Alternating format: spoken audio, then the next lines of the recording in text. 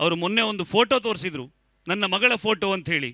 ಆ ಫೋಟೋ ರಂಗಪ್ರಸಾದ್ ಅಂಥೇಳಿ, ಈ ಹೆಂಗಸು ಏನು ಮ್ಯಾಜಿಕ್ ಮುದುಕಿ ಅಂತ ಕರೆಯೋದು ನಾನು ಆಕೆಯನ್ನು, ಅಲ್ಲಿ ಕೇರ್ ಟೇಕರ್ ಆಗಿ ಆ ರಂಗಪ್ರಸಾದ್ ಮನೆಗೆ ಹೋಗುವಂಥ ಈ ಮ್ಯಾಜಿಕ್ ಮುದುಕಿ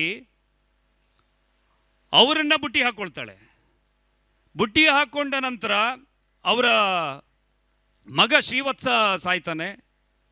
ಆಮೇಲೆ ಮಗನ ಹೆಂಡತಿ ವಾಸಂತಿ ಸಾಯ್ತಾಳೆ, ನಿಗೂಢವಾಗಿ ಸಾಯೋದು. ರಂಗಪ್ರಸಾದ್ ಸಾಯ್ತಾರೆ. ಲಿವ್ ಇನ್ ರಿಲೇಷನ್ಶಿಪ್, ಒಟ್ಟಿಗಿರೋದು, ಮದುವೆ ಆಗಿದ್ದಲ್ಲ ಅವಳು.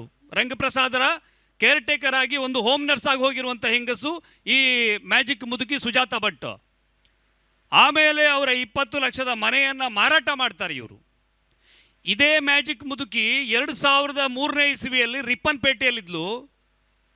ಅಲ್ಲಿ ಪ್ರಸಾದ್ ಬಾಳಿಗ ಅಂತೇಳಿ, ಯಾವ ಬಾಳಿಗ ಅದು, ಪ್ರಭಾಕರ ಬಾಳಿಗ ಅಂಥೇಳಿ ಅವರ ತಾಯಿಯ ಕೇರ್ ಟೇಕರ್ ಆಗಿ ಹೋಗಿ ಸೇರಿಕೊಳ್ಳುವಂಥ ಹೆಂಗಸು.